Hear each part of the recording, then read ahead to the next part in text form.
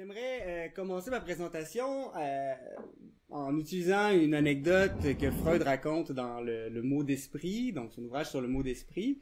C'est une anecdote que je vais mettre à profit durant toute ma présentation et qui donne son titre donc à ma présentation et qui a aussi donc pour but évidemment de rendre, comme je l'ai mentionné, un peu moins aride une présentation qui sera quand même ancrée dans des informations économiques qui pourraient ne pas plaire à un public non averti. Donc, j'y vais, je me lance dans l'histoire qu'on rencontre chez Freud, qui est une histoire qui me plaît tout particulièrement et que je lis avec vous. Donc, un homme qui s'est appauvri a emprunté 25 florins à un homme riche de sa connaissance, et ce, après lui avoir assuré à maintes reprises qu'il se trouvait dans le besoin. Le jour même, son bienfaiteur le rencontre au restaurant, installé devant un plat de saumon à la mayonnaise. Il lui fait alors ses reproches. « Quoi? Vous m'empruntez de l'argent et ensuite vous commandez du saumon à la mayonnaise? C'est pour des choses comme ça que vous avez besoin de mon argent. »« Je ne vous comprends pas, » répond l'homme mis en cause. « Quand je n'ai pas d'argent, je ne peux pas manger de saumon à la mayonnaise, et quand j'ai de l'argent, je ne dois pas manger de saumon à la mayonnaise, mais quand diable voulez-vous que je mange du saumon à la mayonnaise? » Donc pour Freud, cette histoire présente un typique déplacement, c'est-à-dire que deux jeux de langage différents s'embranchent, ce qui crée une incompatibilité, et de là, le sentiment de rire. D'un côté, la question du créancier s'inscrit dans une logique qui est économe, qui par extension donc réfère à une moralité qui est économique, et de l'autre côté, le débiteur s'inscrit dans la logique fantasmatique qui est liée au monde des désirs et des pulsions, par définition infinie. Le déplacement « Quand diable voulez-vous que je mange du saumon à la mayonnaise ?» inscrit le fantasme dans la moralité économique, là où il ne peut pas vraiment rester, sinon en coûtant du côté de la logique.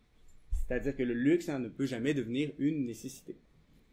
À la fin de cette conférence, j'aimerais vous avoir démontré que le saumon à la mayonnaise est l'enjeu de la dette. Car la dette, notamment inscrite dans nos échanges marchands et nos relations fiduciaires, travaille à se rendre constamment évidente pour rendre son système de valeurs performatif. Mais il n'en est rien la plupart du temps, et c'est cette absence d'évidence qui constitue tout l'intérêt pour moi de non pas faire une critique ou une analyse de la dette, mais de penser à un imaginaire de la dette qui est un peu différent. Donc, j'aimerais vous permettre de saisir de quoi procède justement cet imaginaire de la dette. D'abord en effectuant des distinctions simples que je vais raffiner donc au fil de mon analyse. J'entends par dette une relation comptable entre un sujet, le débiteur, et un autre sujet, le créancier, donc celui qui demande et celui qui donne. L'imaginaire qui en ressort, en reprenant ici les termes de Charles Taylor qui définit donc le terme d'imaginaire social, l'une des exceptions, prend la forme d'une compréhension commune qui rend possible des pratiques communes et un sentiment de légitimité largement partagé à propos de celle-ci. C'est cette idée de partager quelque chose qui crée l'idée d'un imaginaire commun. La dette comme relation comptable au cœur de la finance et de l'économie de marché moderne sera donc abordée dans mes recherches comme une figure capable, dans sa représentation, de réfracter cette compréhension commune. À travers d'abord des enjeux narratifs au cœur de la modernité, parce que la dette donc est un vecteur, est toujours lié donc d'une certaine façon au temps et donc à une forme de narrativité. Également des enjeux moraux et éthiques. Nietzsche avait cette formule qui disait que le sentiment de dette vient du sentiment de faute, les deux sont interreliés de façon généalogique. Et enfin, à des enjeux de communauté et de filiation, parce que la dette, qu'on appelle, que je vais nommer plus tard, la dette communiste, est liée à des conditions d'appartenance, disons, depuis ses premières racines, ses premières exceptions, et dans certaines formes de société, donc encore à l'œuvre aujourd'hui. Donc, dans ce qui m'intéresse, avec la dette, c'est justement ici ce que j'ai présenté, c'est-à-dire le saumon à la mayonnaise. C'est-à-dire, la dette gagne en pertinence pour moi quand elle accroche, quand elle semble ne plus couler de source, quand les données de cette dette-là ne sont pas respectées. On peut avoir donc une désobéissance envers la dette, une désobéissance envers ses règles, ce qui crée une banqueroute ou une faillite. Mais plus encore, il peut ne pas avoir de désobéissance ou ne pas avoir de désobéissance reconnue de part et d'autre chez le débiteur et chez le créancier. Et alors, on arrive dans une scène qui ressemble et qui reprend le modus operandi du saumon à la mayonnaise que j'ai présenté ici.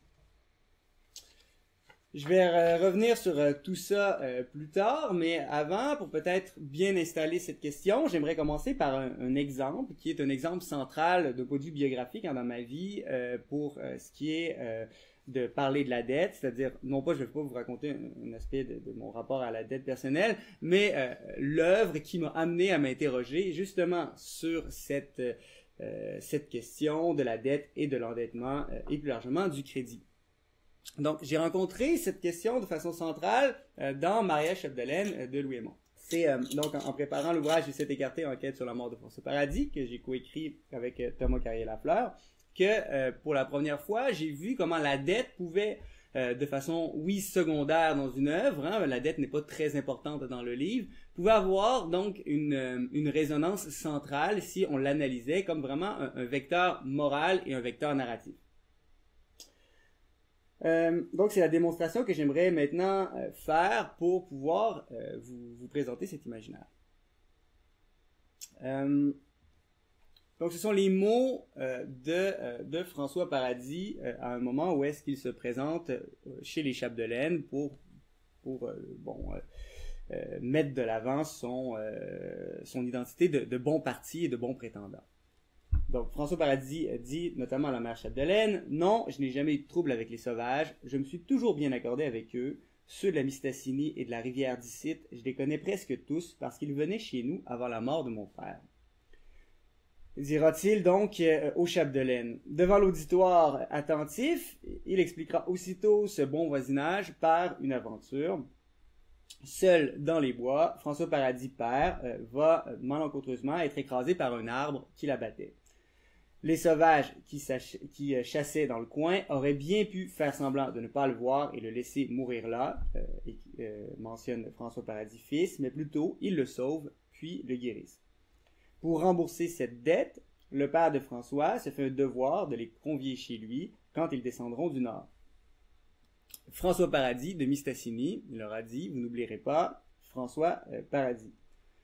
Le jeune héros est d'autant plus lié donc à cette dette qu'il partage ici le nom du père.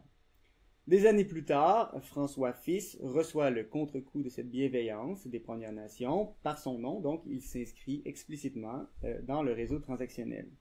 Parce qu'il faut le mentionner, hein, je parle de réseau transactionnel, le père de François fait cadeau à ses créanciers de belles couvertes de laine, de tabac et de haches neuves et après ce don qui est censé rembourser la dette de vie, les sauvages, dit François, s'arrêtaient chez les Paradis tous les printemps et le père avait toujours le choix de leur plus belle peau pour moins cher que les agents des compagnies. Ce pacte entre les Paradis et les membres des Premières Nations va traverser les générations. Et c'est la fin de l'anecdote de François Paradis. Quand il est mort, ça a été tout pareil avec moi parce que j'étais son fils et que mon nom était pareil. Bon, dans l'analyse que je traçais de ce passage, dans les 7 écartés, j'en venais à montrer comment la mécompréhension de François Paradis le menait à imaginer que les Premières Nations lui devaient toujours quelque chose. Or, à bien regarder l'ardoise, il ne fait pas de doute que François Paradis père a payé sa dette de vie par de menus babioles et qu'ensuite il a bénéficié d'un marché qu'il a plutôt remis en dette.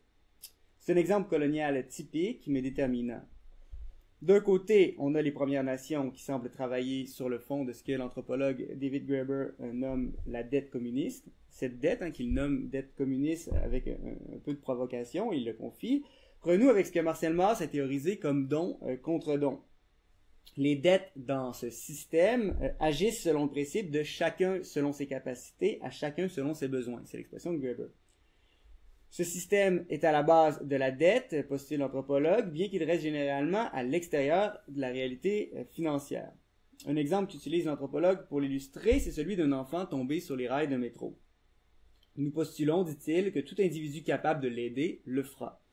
Donc, hein, chacun selon ses capacités, chacun selon donc c'est ce qui inscrit l'individu dans cette dette communiste.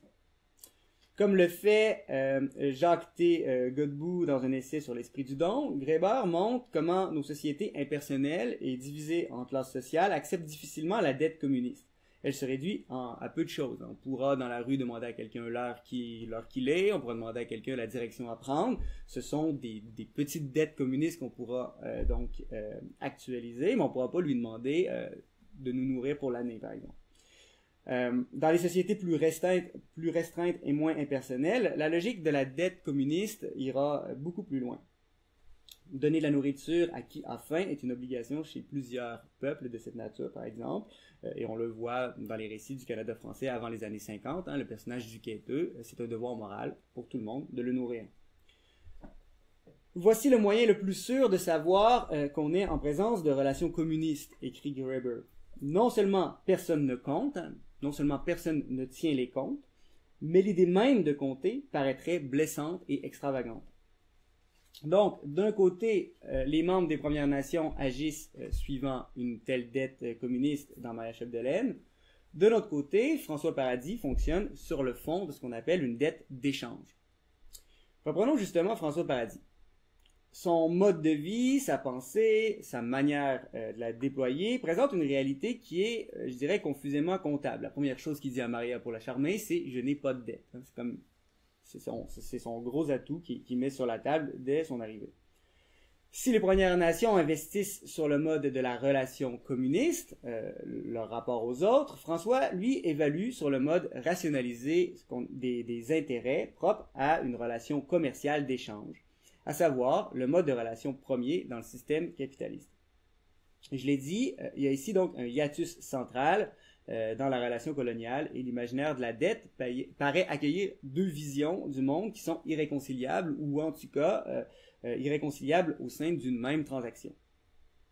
Denis Delage et Jean-Philippe Warren écrivent de façon très claire dans Le piège de la liberté qu'en niant d'un ton ferme l'ensauvagement des Canadiens français, qui ne se seraient jamais rapprochés des sauvages que dans le but très pieux de faire progresser la foi et la civilisation, les élites politiques et religieuses vont construire une histoire dans laquelle les autochtones ne font que recevoir la foi, l'écriture, les biens matériels, la langue française, la science, et les colons que donner.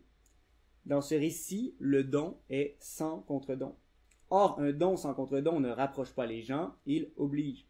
Un don qui ne s'inscrit pas dans la réciprocité opprime et exclut. En niant devoir quoi que ce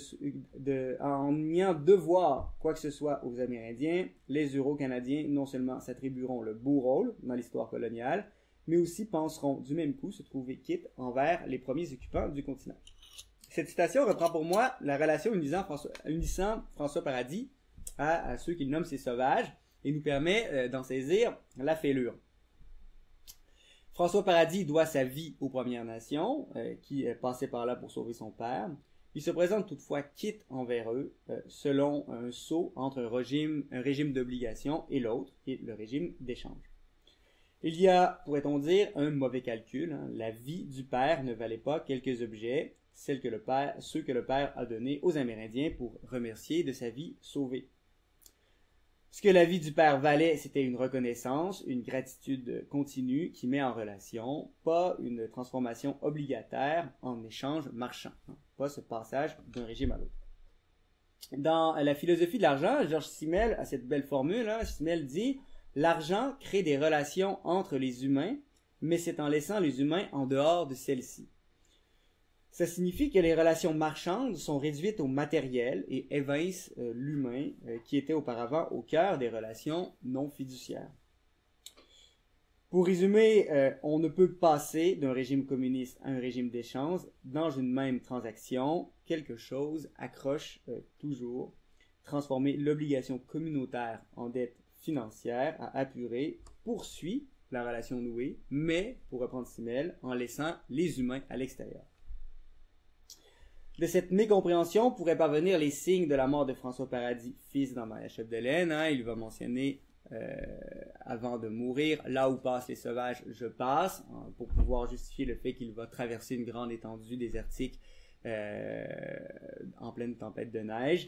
Il va s'écarter, il va mourir, et on pourrait dire, et c'est l'analyse que je proposais dans les sites écartés, on pourrait dire que les sauvages, justement, ne lui devaient rien, alors qu'il croyait que les sauvages lui devaient encore la vie, parce qu'il avait un rapport fêlé à cette dette. Donc, pour résumer cette situation, on pourrait dire que François Paradis n'avait pas droit au saumon à la mayonnaise.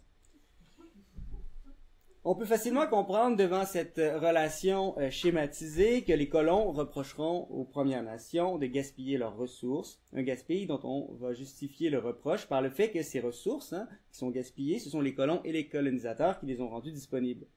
Chez Freud, le reproche vient de bon droit du créancier puisque nous sommes dans un système d'échange, c'est lui qui a donné l'argent et le débiteur va effectivement dépenser son argent. Mais dans la relation coloniale, le saumon à la mayonnaise est reproché par le débiteur qui se refuse tel parce qu'il oppose un autre système. Les deux individus ne se posent pas dans le même système, ce qui crée ce hiatus.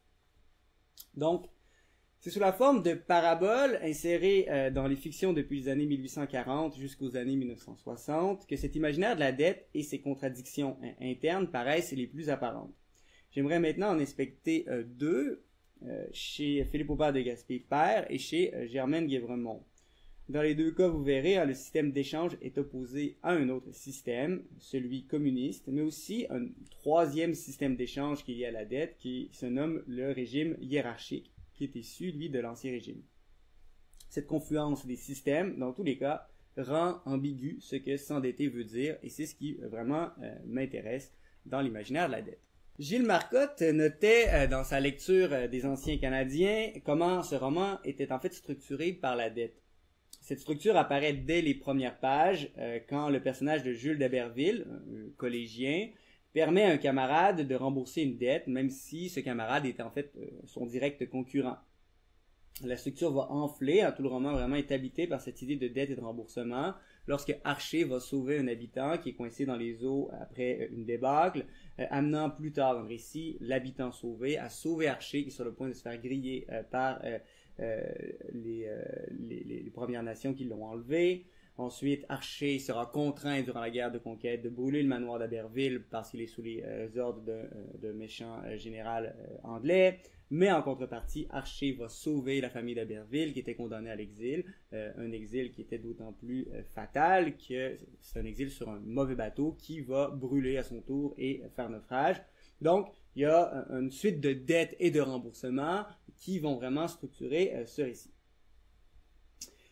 Mais au-delà donc de cette structure, il y a tout un impensé dans les textes de Philippe Aubert de Gaspé. Marc-André Bernier et Claude Lacharité, en préface des Mémoires d'Aubert de Gaspé, soulignent d'ailleurs les grands silences dans l'œuvre du Seigneur ruiné.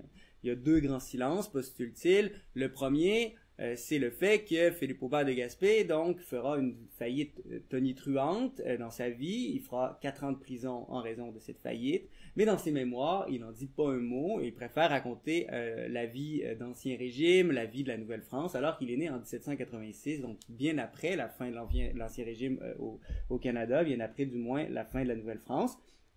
Et l'autre élément que passe sous silence Philippe Aubert de Gaspé, c'est le décès de son fils, Philippe Aubert de Gaspé, deuxième du nom, qui est aussi le premier romancier canadien-français, auteur de l'influence d'un livre, qui va décéder alors que Philippe Aubert de Gaspé, son père, est en prison. Donc, deux grands drames qui sont structurants dans la vie de Philippe Aubert de Gaspé sont ici donc cachés. Mon but n'est pas de faire de la biographie, mais simplement de relever que ce silence dans les écrits autobiographiques de l'écrivain s'explique pour Bernier et Lacharité par un déplacement de l'anecdote biographique au cœur même du roman d'Aubert de Gaspé. Parce que c'est vraiment dans le chapitre Le bon gentilhomme que l'écrivain présente l'histoire d'un aristocrate déchu, désargenté, ruiné, et dont la ruine est vécue comme une injustice. Et alors tout le chapitre va prendre une forme de plaidoyer auto-justificateur. Dès les épigraphes de ce chapitre, on remarque une valorisation de la misanthropie. Et Monsieur d'Egmont, le bon gentilhomme, ressemble bel et bien à un misanthrope vivant très simplement avec son serviteur dans le plus grand dénuement. En tant qu'aristocrate déchu, il vit d'une maigre rente, nous dit la narration, qui est faite de ses maigres épargnes ainsi que de celles de son serviteur. On précise même que les épargnes du valet surpassaient celles du maître.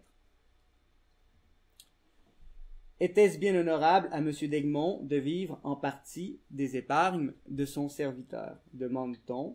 Et on peut dire rapidement que tout ce chapitre ne vise que ça, nous assurer de l'honneur de ce noble. Il reste honorable malgré la situation déshonorante dans laquelle il est plongé. Donc je vais raconter rapidement la situation de M. d'Egmont avant d'expliciter cet enjeu d'honneur au cœur de son long récit. Lequel donc constitue en une sorte de discours direct l'ensemble ou presque du chapitre. C'est un des longs chapitres d'ailleurs des Anciens Canadiens et c'est durant plusieurs pages le récit que M. d'Egmont fait à Jules d'Aberville pour y expliquer à quel point il est honorable. Donc, le récit c'est celui-ci. M. d'Egmont était un riche aristocrate d'une bonne famille en France. Il avait toutes les qualités, nous raconte-t-il, dont celle de la plus grande générosité. Sauf que tout le monde se met à abuser de cette générosité très vite. D'une grande intelligence, toutes les carrières m'étaient ouvertes, dit-il. J'obtais une place de haute confiance dans les bureaux. Avec mes dispositions, c'était courir à ma perte. J'étais riche par moi-même. Mon père m'avait laissé une brillante fortune. Les émoluments de ma place étaient considérables. Je maniais à rouleau d'or que je méprisais. Et donc, ce qui devait arriver arriva. On se rua dans la belle société sur ce trop généreux monsieur d'Egmont. Je ne leur garde aucune rancune. Ils agissaient suivant leur nature. Quand la bête carnassière a faim, elle dévore tout ce qu'elle rencontre. Incapable de refuser un service, ma main ne se ferma plus. Je devins non seulement leur banquier, mais si quelqu'un avait besoin d'une caution, d'un endossement de billets, ma signature était à la disposition de tout le monde. Cette générosité devient donc une sorte de tare, celle qui est à la racine de sa ruine, et non pas l'attitude carnassière des hommes qui est décrite comme naturelle. Cette structure rhétorique, qui est une reconnaissance de tort, permet au bon gentilhomme de racheter par une forme d'excès de naïveté peut-être, le véritable crime dont il fut reconnu coupable. Mes affaires privées étaient tellement mêlées avec celles de mon bureau que je fus assez longtemps sans m'apercevoir de leur état alarmant. Lorsque je découvris la vérité, après un examen de mes comptes, je fus frappé comme d'un coup de foudre. Non seulement j'étais ruiné, mais aussi sous le poids d'une défalcation considérable. Le récit se poursuit un peu longuement, le bon gentilhomme disserte sur les gratitudes contemporaines, il se plaint de son emprisonnement, et il en vient enfin à la petite parabole sur laquelle j'aimerais m'arrêter. Mais juste avant, je dois quand même prendre un peu de temps pour développer 3 éléments historiques et sémantiques qui vous permettront peut-être d'apprécier davantage la valeur de cette parabole. Le premier élément, c'est un élément qui est lié au droit à la faillite. Dans son très complet traité de la faillite de Louis-Joseph de la Durantaye, qui est un éminent juriste canadien, dont l'ouvrage, ici je suis moins sûr, mais dont l'ouvrage, comme l'écrit Berthelot Brunet dans son Histoire de la littérature canadienne, est une lecture agréable même pour un profane. Je partage pas son enthousiasme. Donc, son ouvrage refait l'histoire de la faillite depuis le droit romain jusqu'au droit germanique pour se concentrer ensuite sur la common law, dont il fait donc un commentaire sur plus de 300 pages, common law dont le Bas-Canada devait répondre au 19e siècle. Le juriste montre comment la contrainte du corps, donc enfermer quelqu'un qui est sous une créance, a très rapidement été abandonnée dans le droit romain, tant les dettes étaient concentrées entre chevaliers et praticiens riches. Comme c'était la haute société qui était en dette, on n'allait pas la mettre en prison. Mais le droit germanique a réinstauré cette contrainte du corps, qui pouvait mener aussi et principalement à l'esclavage, notamment en raison de l'honneur qu'on attachait à la dette et à son défaut. Cette question d'honneur se collait toutefois difficilement aux termes juridiques, et on a préféré notamment dans l'édit de 1285 en Grande-Bretagne parler de fraude. Mais il fallut bien, écrit de la Durantaye, réprimer les fraudes qui se multipliaient avec l'essor du commerce. Une première fois en 1285, on décréta l'arrestation des débiteurs sous l'empire de la loi marchande. Au XVIIe siècle, on a instauré diverses exceptions, dont la plus importante touche les marchands. Les marchands, soudainement, avaient le droit à la banqueroute, le droit à la bankruptcy, qui les mettait en théorie, sauf en cas de fraude patente et démontrable, à l'abri de la contrainte du corps. Ce qu'il faut comprendre ici, c'est que le droit ne suppose plus, avec le droit à la bankruptcy, ne suppose plus de facto que le défaut de paiement est une fraude. Le commerçant peut faillir sans frauder, alors que le terme fraude de 1285, c'était simplement ne pas rembourser ses dettes dans le terme prescrit. On était fraudeur dès ce moment-là. Donc, le particulier non commerçant ne pouvait pas, lui, encore faire banqueroute, puisque, comme l'écrit la Durantais, il n'avait pas pour excuse de son insolvabilité, comme le commerçant, les risques et les périls d'une exploitation. Ce n'est qu'en 1810 que la common law s'amenda, ajoutant à la bankruptcy réservée aux commerçants l'insolvency pour les particuliers. Ce droit va se nommer donc en français le droit à la déconfiture, mais il ne sera appliqué au Bas-Canada qu'après la Confédération de 1867. Avant cela, donc, on était encore sous l'édit de 1673, ce qui faisait en sorte que quand on faisait faillite, on pouvait encore, comme particulier, aller en prison, à ceci près que c'était aux créanciers de payer les repas du débiteur. C'est un peu particulier. J'en viens au deuxième élément, le régime de la déconfiture, qui me paraît fondamental. La philosophe Nathalie Sartoulaju montre que la dette représentée au début du 19e siècle, notamment dans le cycle balzacien, est toujours liée à une forme de faute et donc à la morale. C'est la citation que vous avez. Dans une société bourgeoise capitaliste qui place très haut dans la hiérarchie des valeurs la bonne tenue des comptes, l'endettement économique est encore lié au naufrage moral. À ce titre, le Gobseck de Balzac montre bien ce rapprochement entre la dette et la faute lors de l'ascension des valeurs bourgeoises dans le Paris du 19e siècle. Les hommes vont chez l'usurier juif comme à la confesse, contraints d'avouer des vices qui leur coûtent cher. En effet, l'endettement économique sert toujours à payer les conséquences matérielles d'une faute morale. Cette confesse, cette traduction de la faute morale intemporelle en bien matériel et fort temporel, répète ce qu'un autre critique, Alexandre Perrault, nomme dans son analyse de la dette chez Balzac la fiduciarisation sociale, qui détermine alors toutes les relations en les liant sous le sceau du crédit. Ce serait cela vraiment, donc cette fiduciarisation sociale, la grande nouveauté historique de la Restauration. Je cite Perrault qui dit « L'hégémonie du crédit implique ainsi la généralisation d'une confiance conventionnelle qui, au rebours des anciennes sociabilités liées au don ou à la gratuité, soumet l'ensemble de la vie de l'individu aux virtualités du contrat et à la nécessité du remboursement. » Donc, c'est peut-être pour démêler un peu ce que dit Perrault lorsqu'il traite de gratuité, il parle moins d'un système de dette communiste qui fait en sorte qu'on se met en dette gratuitement, simplement pour la communauté, que d'un autre système qui viendra plus tard, qu'on nomme la dette hiérarchique, qui supposait donc, ce système supposait chez l'homme d'honneur sa domination sans remboursement envers ses obligés. Ce non-remboursement était au cœur d'ailleurs de son statut, de son identité et de son existence. La Restauration racontée par Balzac explique ce déplacement effarant de la morale avec des exemples comme la peau de chagrin qui devient une véritable lettre de change fantastique qui va jusqu'à tuer donc le débiteur incapable de la rembourser, étant donné qu'on ne peut rembourser le temps. Bon, tout ça pour parler du terme déconfiture, qu'il ait été préféré en français longtemps au terme insolvabilité en dit beaucoup. La déconfiture dans le Littré met la défaite complète en première définition et la deuxième est effectivement le synonyme d'insolvabilité. Dans le Robert, on retrouve le même ordre, sauf qu'on souligne dans cette défaite complète qu'elle est une défaite morale. Seul le CNRTL met la faillite comme première définition, en utilisant d'ailleurs le Code civil de 1804 comme illustration. En ce sens-là, tout comme le faillir de faillite, la déconfiture est déjà morale, elle est déjà liée à l'échec, à l'incapacité, alors que la banqueroute, de bankruptcy, ne suppose pas la faute dans son étymologie, tout comme l'insolvency est un terme descriptif et non chargé moralement.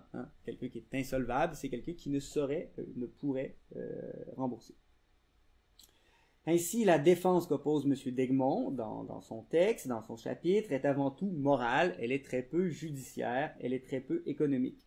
La déconfiture est présentée comme celle d'une personnalité, pas celle d'une fortune. Mon dernier élément, je vais aller beaucoup plus rapidement sur celui-là, c'est la défalcation. sous le poids d'une défalcation considérable, dit d'Egmont pour raconter son malheur. J'ai jusqu'ici utilisé la common law pour parler de la situation judiciaire du personnage, malgré le fait que d'Egmont se raconte comme appartenant à la métropole française. Je me permets cette excentricité extratextuelle pour une bonne raison, contenue dans ce terme, défalcation. Il s'agit en fait d'un canadianisme qui est attaché au droit anglais dans l'article sur la fraude. To defalcate, ça signifie en anglais détourner des fonds. Mais en français, et disons en français métropolitain, la défalcation, c'est simplement une soustraction. Il n'y a pas d'enjeu de faute, il n'y a pas d'enjeu de fraude.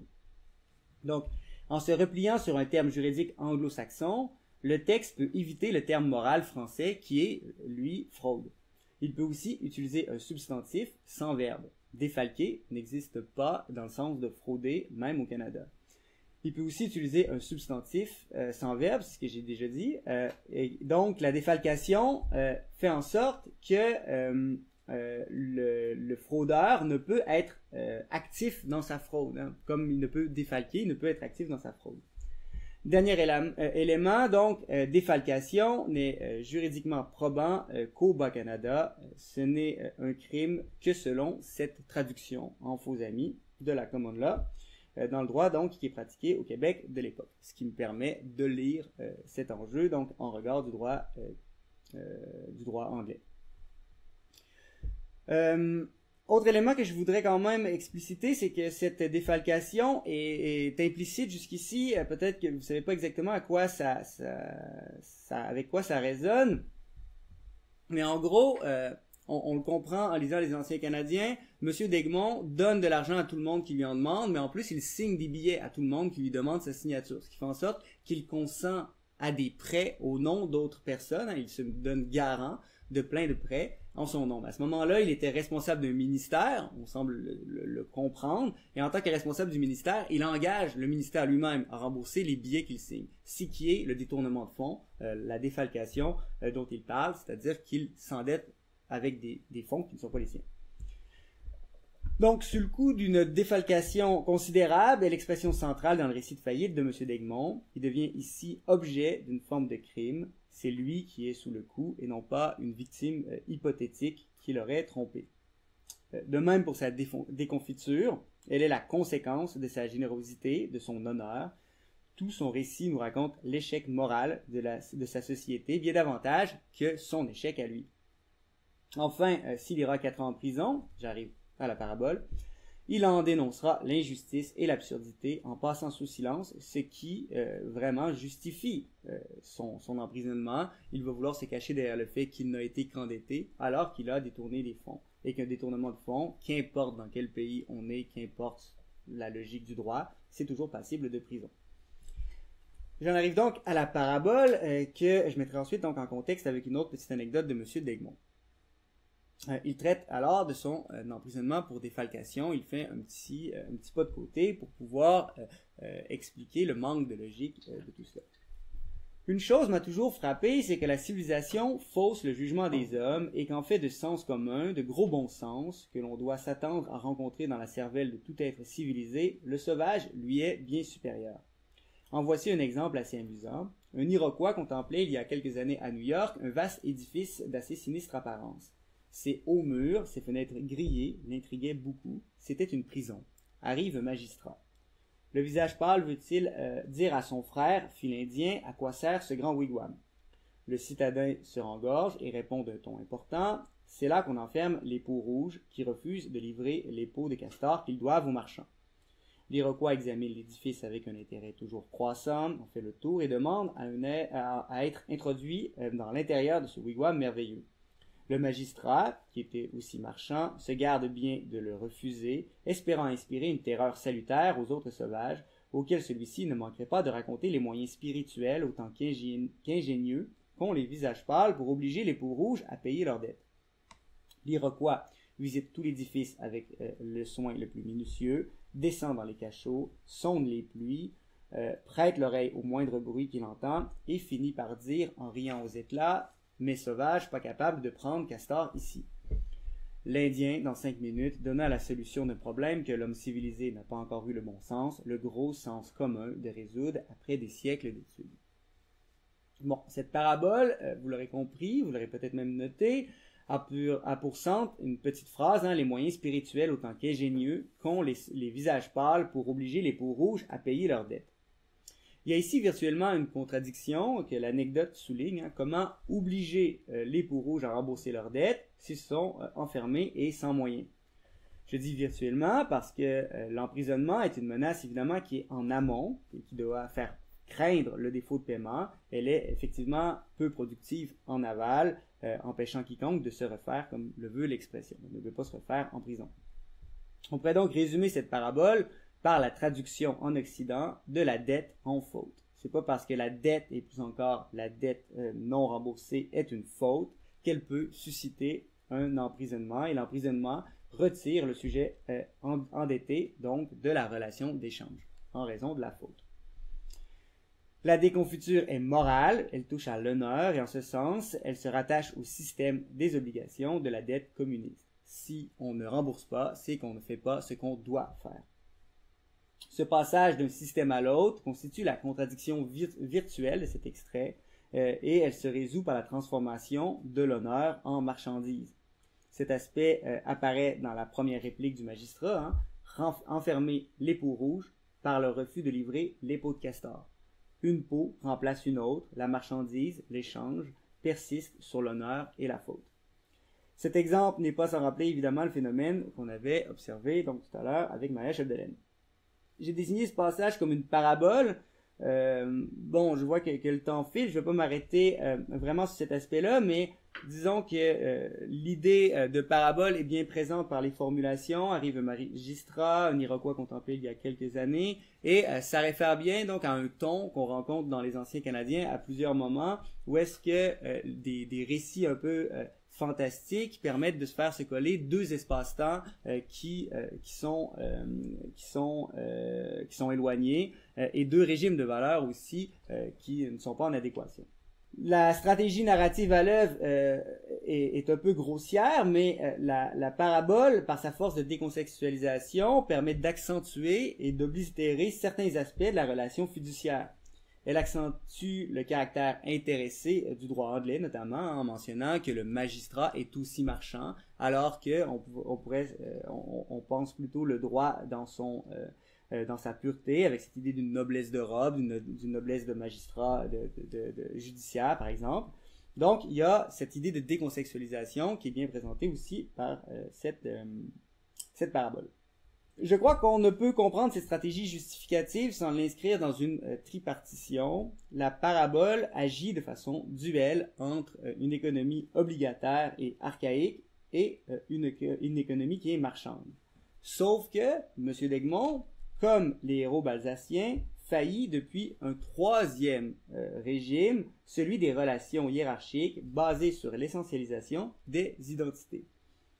Pour le dire simplement, le système des relations hiérarchiques permet aux castes supérieures de s'élever dans l'honneur par leurs dons, c'est le système de la charité, et par des tributs reçus, c'est l'ancêtre du système de l'impôt. C'est un système qui est taillé dans la passion et ses corrélatives vertus héroïques et contre les intérêts, pour reprendre la position d'Albert Hirschman. Il n'y a pas d'échange, comme dans les systèmes communistes, mais il y a une domination d'un groupe sur un autre, dans le don même qu'on peut faire. Monsieur d'Egmont déchoit depuis sa position d'aristocrate fortuné. Ce qu'il perd, ce n'est pas son appartenance à la société, il la rejette lui-même à cette société, mais c'est plutôt son honneur et sa vertu qu'on lui nie.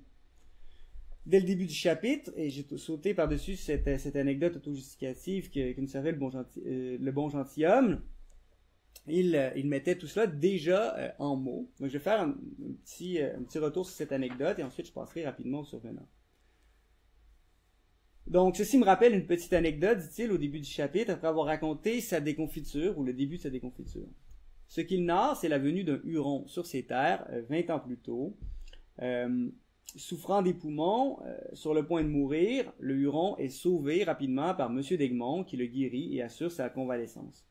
Le Huron, dans une mise en abîme infinie, raconte alors sa vie.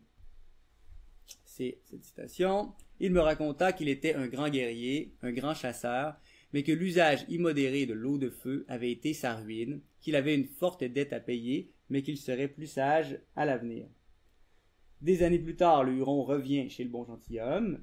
Il est bien habillé, richement habillé. Il transporte avec lui des pelleteries, des mocassins, plusieurs choses de grande valeur qu'il remet à son sauveur.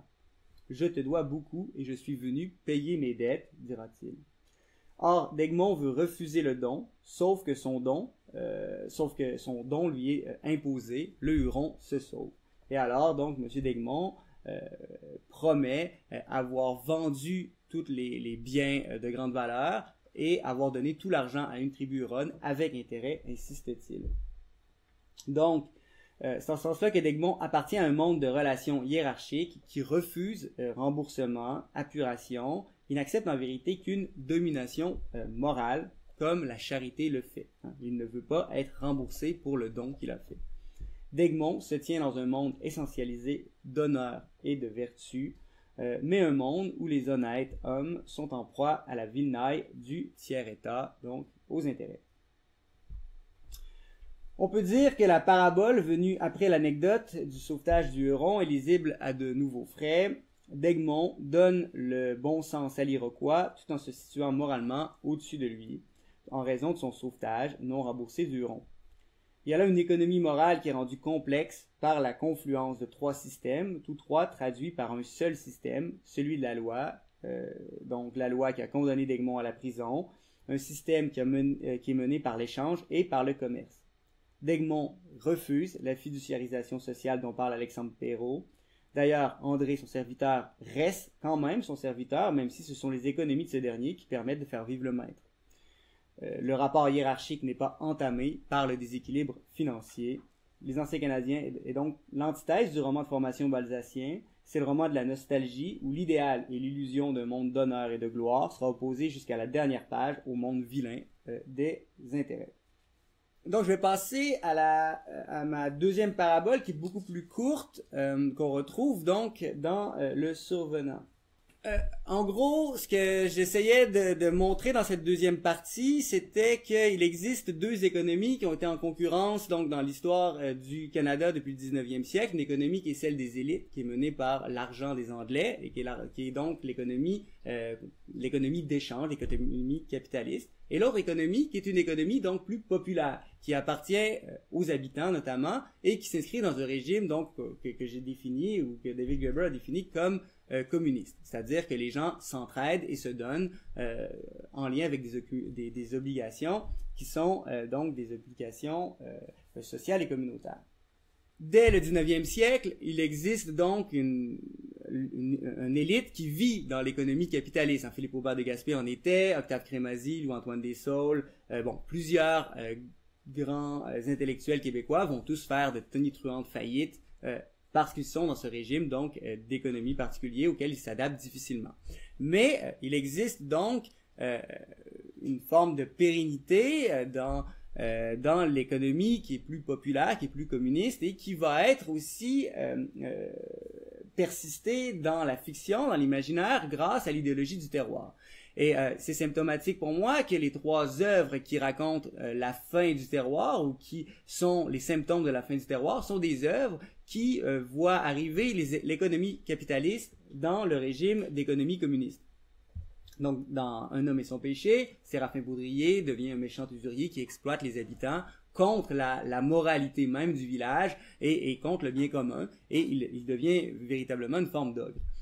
Dans 30 arpents de Ringuet, le personnage de Caris Moisan décide, un peu par une forme d'hybris, de devenir une forme de spéculateur, alors qu'il était plutôt un habitant. Donc, par spéculateur, il place tout son argent entre les mains du notaire qui se promet comme étant le plus productif des notaires. Ça devient une forme de Vincent Lacroix qui part avec tout l'argent.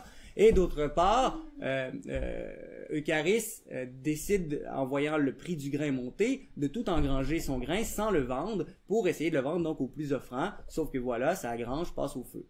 Donc, le spéculateur est puni et donc l'idéal communautaire explose, mais on peut penser que l'idéal communautaire explose par l'arrivée de cette économie donc capitaliste.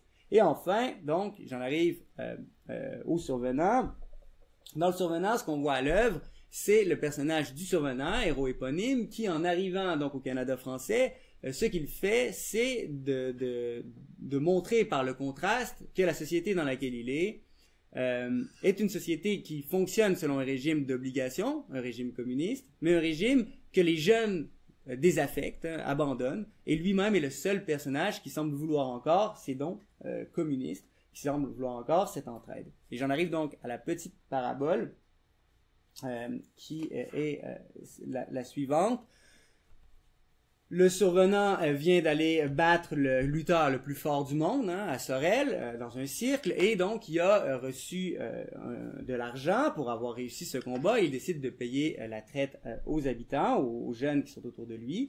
Et ensuite, il oblige le plus riche des jeunes habitants à payer la traite à son tour. Et bon, tout le monde est sous dans le bar à Sorel, et on est un peu en colère contre lui parce que c'est comme s'il apportait le vice dans la communauté.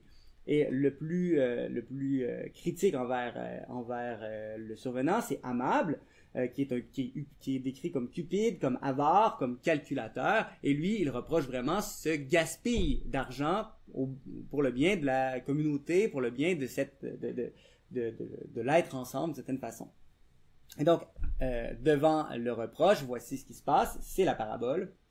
Debout contre le mur, d'une voix presque prophétique, le Survenant dit rêveusement « Ce qu'on donne à Amable est jamais perdu, ce qu'on donne à un autre nous le remet, avec une autre sorte de paye, et souvent au moment où on s'attend à rien. J'ai connu un matelot qui jetait toujours à l'eau la première tranche de pain qu'il recevait sur le bateau. Il disait que dans un naufrage, c'était grâce à un goéland, s'il n'était pas mort de faim. Cast your bread, never mind. » Bon. Donc ici, ce qu'on donne à un autre nous le remet. Il s'agit très clairement de l'ordre communiste dont parlait David Graeber, sur lequel est fondé d'ailleurs l'esprit du don. Le calcul du don est moins absent, écrit Jacques T. Godbout, que déplacé. Godbout montre bien comment les sociétés dominées par l'économie du don pensent un monde d'après la métaphore de l'apparition et de l'engendrement. Ça va de la naissance aux récoltes à l'économie. Alors que les sociétés modernes de l'économie d'échange utilisent une autre métaphore qui est celle de la production, de la reproduction et du travail. Le sujet humain est actif dans cet imaginaire et le hasard est colonisé par la maîtrise de la production et du travail. Donc, ici, il y a vraiment une forme de déplacement de cette idée d'une économie d'échange qui serait contrôlée vers une économie communautaire qui ne peut pas être contrôlée, qui la ramène donc à cette économie du non mesurable, une économie dans laquelle on ne peut pas tenir les comptes. Donc, je vais conclure là-dessus. Comme l'Iroquois d'Aubert de Gaspé ne peut concevoir de faute dans la dette, donc une faute qui mériterait enfermement, le matelot dans le Survenant ne peut concevoir de gaspille dans le don. C'est à bien regarder tout le problème de la dette coloniale de François Paradis. Parce que si ce capitaliste qui est François Paradis, si pour ce capitaliste être en dette est une faute, et si un don constitue du gaspille, alors il est par son nom en faute vis-à-vis des Premières Nations, parce que la dette de vie n'a jamais été remboursée, et le sauver, lui, François Paradis, fils qui ne remboursera jamais sa dette, est un gaspille, et donc il est condamné doublement par sa propre morale économique. Ce que j'ai tenté de montrer aujourd'hui, c'est comment la faute se déplace, à quoi elle s'accroche aussi dans l'imaginaire de la dette. Chez d'Egmont, il tente de nous prouver que sa faute est sa noblesse, sa faute est sa gratuité, sa faute en gros est d'appartenir à un système, le système hiérarchique. Chez le Survenant, la faute est l'intérêt qui coupe les liens sociaux, l'économie de l'échange qui réduit l'humain au calculable. Chez François Paradis, la faute est plutôt coloniale, c'est-à-dire refuser qu'on puisse être en dette envers autrui. Un certain autrui, ici, tout particulièrement. Donc, dans ces trois fictions, chacun est coupable d'avoir goûté du saumon à la mayonnaise alors qu'il n'en avait pas le droit. Mais le plus important, et ça nous ramène à l'histoire de Freud, c'est que chacun avait la certitude, selon son propre calcul, sa propre vision, que le système rendait tout à fait légitime le repas. Quand diable pourrais-je manger du saumon à la mayonnaise? C'est peut-être la question centrale de l'imaginaire de la dette, qui dépasse les cadres de loi qui en serrent le crédit, et qui dépasse l'économie de l'honneur qui lui donne sa morale, et enfin donc qui dépasse les règles sociales qui permettent le don et nous lient comme humains. Cette question donc dépasse ces enjeux et donc permettent pour moi de donner toute sa vitalité, son intérêt à l'analyse de la dette. Merci.